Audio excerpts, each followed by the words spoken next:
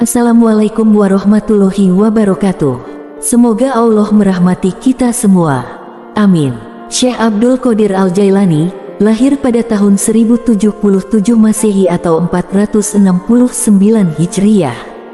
Di mana saat kelahirannya sang ibu sudah mencapai usia 60 tahun di sebuah tempat bernama Jailani. Itulah mengapa di belakang namanya terdapat julukan Al-Jailani, karena sesuai kebiasaan penduduk Arab masa itu yang biasa menambahkan nama mereka sesuai dengan tempat tinggalnya. Syekh Abdul Qadir Al-Jailani wafat pada malam Sabtu 10 Rabiul Awal 561 Hijriah di usianya beliau yang ke-90 tahun dikarenakan sakit. Dalam kurun waktu yang relatif singkat, seorang ulama Ibnu Imad menyebutkan bahwa nama lengkap Syekh ini adalah Abdul Qadir bin Abi Soleh bin Janaki Dausat bin Abdillah Abdullah bin Yahya bin Muhammad bin Dawud bin Musa bin Abdullah bin Musa Al-Khuzai bin Abdullah Al-Hims bin Al-Hasan Al-Musana bin Al-Hasan bin Ali bin Abi Talib Al-Jailani.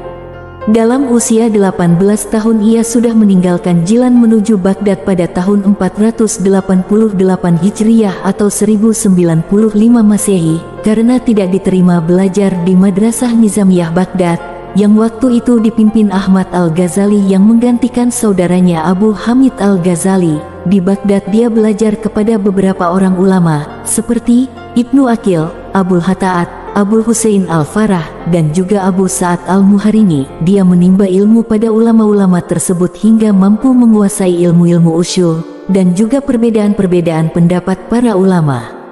Dengan kemampuannya itu, Abu Sa'ad Al-Muharini yang membangun sekolah kecil-kecilan di daerah Babul Ajas menyerahkan pengelolaan sekolah tersebut sepenuhnya kepada Syekh Abdul Qadir Al-Jailani. Ia mengelola sekolah ini dengan sungguh-sungguh, bermukim di sana sambil memberikan nasihat kepada orang-orang yang berada di sekitar sekolah tersebut. Banyak orang yang bertaubat setelah mendengar nasihatnya. Tidak sedikit pula banyak orang yang bersimpati kepada dia, kemudian datang untuk menimba ilmu di sekolahnya. Bahkan sampai sekolah itu tidak mampu menampung lagi. Syekh Abdul Qadir Al-Jailani atau dengan nama asli Muhyiddin Abu Muhammad Abdul Qadir, beliau adalah keturunan Rasulullah melalui putri baginda Siti Fatimah Az-Zahra. Beliau adalah seorang ahli sufi yang tidak asing lagi di dunia Islam, sehingga terdapat satu aliran tarekat yang diasaskannya, yaitu tarekat Qadariyah. Tulisan dan buah pikiran beliau berkenaan dengan ketuhanan, tasawuf juga senantiasa mendapat perhatian dan menjadi rujukan, walaupun beliau telah wafat lebih kurang 900 tahun lampau. Sebagai seorang ulama terkenal di masa lalu hingga kini pun masih dikenang oleh kaum muslimin di seluruh dunia karena kesalehan dan keilmuannya yang sangat tinggi dalam bidang ilmu dan hikmah, terutama bidang tasawuf Islam. Begitu juga nasihat-nasihat beliau masih terdengar dan jadi panutan bagi sebagian besar kaum muslim dunia. Berikut saya akan mengisahkan sedikit tentang kisah dan karomah Syekh Abdul Qadir Al-Jailani. Hidup Syekh Abdul Qadir Al-Jailani diwarnai kisah-kisah kesalehan serta kelemahannya pembantu. Syekh Al-Jailani Abu Abdillah Muhammad bin Abdul Fattah Al-Harawi berkisah, "Saya membantu Syekh Abdul Qadir selama 40 tahun. Beliau salat subuh dengan wudhu salat isya. Jika beliau berhadas segera berwudu dan salat sunat 2 rakaat. Setelah salat isya, beliau berkholwat dan tidak ada seorang pun yang dapat mengganggunya hingga terbit fajar. Beberapa kali khalifah datang ke rumahnya, namun tak pernah berhasil untuk menemuinya." Pernyataan Ibnu Al-Fattah ini dikutip Imam Asy-Syaroni dalam kitabnya yang berjudul Tabakat Al-Kubron. Selanjutnya, Ibnu Al-Fattah menceritakan, "Saya pernah bermalam di rumah Syekh. Kemudian saya melihat ia salat sunat di awal malam dan berzikir hingga sepertiganya malam yang awal. Kemudian beliau salat dan membaca Al-Quran sampai habis sepertiganya malam." Yang kedua, Syekh Abdul Qadir Al-Jailani dikenal tidak mau mencari muka kepada kaum elit, baik kepada orang kaya ataupun para pembesar kerajaan. Pernah suatu ketika ia didatangi oleh khalifah, ia tidak langsung menemuinya, tetapi ditinggalkan beberapa waktu dalam halautnya. Dikisahkan oleh Abdullah Al-Masali bahwa pernah suatu ketika Al-Mustanjid Billah salah seorang khalifah Abbasiyah 555–556 Hijriyah datang ke rumah Al-Jailani untuk meminta nasihat. Ia meminta sesuatu yang bisa menenteramkan hatinya, yaitu buah apel yang langka yang ada di tanah Irak. Lalu Syekh Abdul Qadir Al-Jailani pun mengadahkan tangannya ke langit memohon kepada Allah. Maka sekejap itu pun 2 buah apel tergenggam di tangannya. Maka diberikanlah sebuah untuk khalifah dan sebuah lagi untuk dirinya. Setelah apel dikupas dari tangan Syekh Abdul Qadir Al-Jailani, terciumlah bau harum dan manis. Tetapi anehnya, kupasan khalifah itu tercium bau busuk dan penuh dengan ulat. Lalu khalifah terkejut seraya bertanya, "Kenapa begini wahai Syekh?" Beliau menjawab, "Ia busuk dan berulat karena dijamah oleh tangan seorang zalim, dan ia harum dan wangi karena dijamah oleh seorang wali Allah." Konon sejak saat itu sang khalifah taubat dan menjadi pengikutnya yang setia. Syekh Abdul Qadir Al-Jailani benar-benar tidak takut akan murka khalifah, padahal pada masa itu, jika ada seseorang berani mencela perbuatan khalifah, maka akan mendapat hukuman yang berat. Kisah lainnya Abul Husain Ali Husni Nadwi mengungkapkan dalam kitabnya Rizal Al-Fikri Wadawah fil Islam. Dalam kitab ini beliau menceritakan, ketika Khalifah Al-Muqtadi Liamrilah 467-487 Hijriyah mengangkat Abu Al-Wafa Yahya bin Said bin Yahya Al-Mudaffar untuk menjadi hakim ataupun kadi, maka Syekh Abdul Qadir Al-Jailani menyerang habis-habisan dalam ceramahnya. "Engkau menjadi penguasa atas kaum muslimin dengan cara yang zalim, apa tanggung jawabmu di sisi akhirat kelak?" Maka khalifah pun mendadak menangis dan seketika itu juga Abu Al-Wafa dipecatnya. Tentang karakteristiknya Syekh Abdul Qadir Al-Jailani yang mulia ini, Al-Jilani mendapat julukan yang sangat tinggi. Yusuf An-Nabhani, dalam kitabnya Jami'u Karomatul Aulia, menyebutnya sebagai sultannya para wali, ataupun Sultanul Aulia, dan imamnya para sufi. Demikian pula Izzuddin bin Abdissalam dan Ibnu Taimiyah, yang dinukil secara mutawatir mengatakan bahwa Al-Jailani mempunyai banyak karomah melebihi para wali di masanya. Karamah itu ada kalanya digunakan untuk sesuatu yang luar biasa yang terjadi pada diri seseorang yang saleh atau wali sebagai anugerah dari Allah Subhanahu wa Ta'ala. Untuk menunjukkan ketinggian kedudukan orang tersebut di sisi Allah, sebagaimana mukjizat para nabi, para pengikutnya meyakini karomah Syekh Abdul Qadir Al-Jailani.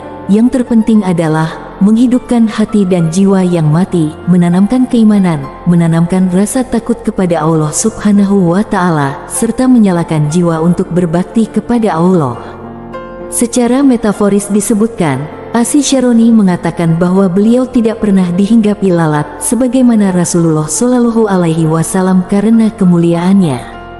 Syekh Yusuf bin Ismail An-Nabhani, dalam kitabnya berjudul Jami'u Karomah Aulia, menyebutkan pernah suatu ketika Syekh Abdul Qadir Al-Jailani sedang duduk dan hendak berwudu, tiba-tiba ada burung mengotorinya. Dan seketika itu juga, burung itu mati. Melihat keadaan itu, maka Syekh Abdul Qadir Al-Jailani cepat-cepat membersihkan pakaiannya, dan kemudian pakaian itu disedekahkan kepada fakir miskin sebagai tebusan burung yang mati, seraya berkata, "Seandainya aku berdosa karena burung ini, maka pakaianku inilah sebagai tebusannya." Ia juga menghidupkan burung dan ayam yang sudah mati. Sedangkan Abu Ahmad Abdul Hamid dalam bukunya yang berjudul Jawahir Al-Asani, Al-Lujain Al-Dani, mengutip Umar Usma Ashrofi dan Abu Muhammad Abdul Haq Al-Haramai, mengatakan bahwa beliau juga mempunyai kekuatan yang luar biasa, bisa menaklukkan musuh dari jauh. Dengan kekuatan batinnya ia menangkap seseorang dari kejauhan. An-Nabhani masih dalam kitabnya yang berjudul Jami'ul Al-Karomah Aulia mencontohkan tentang apa yang dikisahkan syarat tentang Abu Al-Mudaffar Al-Hasan. Al-Hasan atau seorang pedagang besar Baghdad, dan pada suatu ketika ia menghadap kepada Syekh Hamad Ad-Dabasi, seorang tokoh besar dan guru tarekat Al-Jailani, dengan maksud meminta restu agar dalam berniaga mendapat keselamatan dan keuntungan. Tetapi Syekh Ahmad tidak memperkenankan, karena akan ada bahaya maut dan perampok yang hendak menghabiskan barang dagangannya. Sepulang dari Syekh Ahmad, pedagang itu bertemu Syekh Abdul Qadir Al-Jailani di tengah perjalanan. Maka, diceritakan langsung semua yang difatwakan oleh Syekh Hamad. Mendengar semua cerita itu, maka berkatalah Syekh Abdul Qadir Al-Jailani, "Berlayarlah tahun ini, pasti engkau selamat dan pulang dengan membawa keuntungan yang besar, akulah yang bertanggung jawab atas segala resikonya." Beberapa saat kemudian, Abu al-Mudaffar pun berangkat menuju negeri Syam ataupun Syria. Ternyata sampai di sana, dagangannya laris dan laku 1000 dinar. Kemudian ia menuju Hal, dan dikala ia beristirahat, uang dagangannya tertinggal sampai semalaman. Dalam tidurnya ia bermimpi bahwa ia dan kafilah lainnya dirampok oleh kawanan penjahat dan dibunuhnya. Setelah bangun, maka di lehernya terdapat bekas darah dan masih terasa sakitnya gorokan pisau. Barulah kemudian ia teringat kalau uangnya yang tertinggal di tempat ia beristirahat. Maka segeralah ia mencarinya, dan ternyata masih utuh uangnya itu. Dengan riang gembira, ia kembali menuju ke Baghdad. Sesampainya di sana, ia berkata dalam hatinya, apakah ia harus menemui Syekh Hamad Ad-Dabasi, karena yang paling tua, atau Al-Jailani yang cocok fatwanya?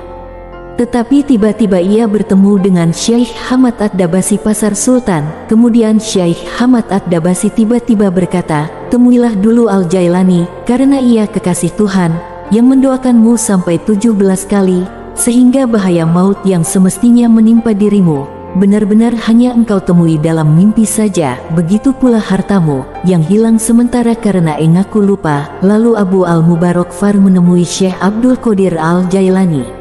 Sebelum Abu al-Mudaffar mengutarakan segala sesuatunya, tiba-tiba Al-Jailani sudah mendahului pembicaraannya. Dan ia berkata, Ad-Dabas mengatakan kepadamu bahwa aku mendoakanmu 17 kali. Demi Tuhan, sungguh aku mendoakanmu sampai 70 kali, hingga kau selamat dari bahaya. Dan demikianlah beberapa di antara karomah Syekh Abdul Qadir Al-Jailani. Cerita ini memang sulit untuk ditelaah secara rasional, tetapi banyak yang meyakini kebenarannya. Karomah memang masalah yang sublim dan luar biasa. Al-Quran memperkenalkan 3 bentuk perbuatan yang luar biasa, yaitu mukjizat, karamah waqiah, dan sihir. Mukjizat secara sederhana bisa diartikan sebagai perbuatan yang luar biasa, yang muncul dari diri seseorang nabi ataupun rasul. Selain nabi dan rasul tidak ada orang yang mampu mengakses keajaiban ini. Karomah biasa diartikan perbuatan luar biasa yang muncul dari diri seseorang wali ataupun kekasih Tuhan.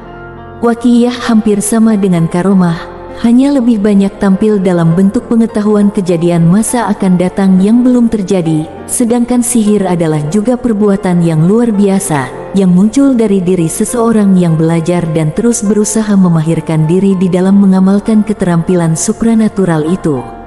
Mukjizat, karomah, dan waqiyah hanya bisa diakses oleh orang-orang yang secara konsisten membersihkan diri lahir dan batin, yang melakukan pengabdian tulus di dalam pembinaan masyarakat. Ciri-ciri orang yang mendapatkan karomah tidak pernah memperkenalkan diri dengan mendemonstrasikan kelebihan yang dianugerahkan Tuhan kepadanya.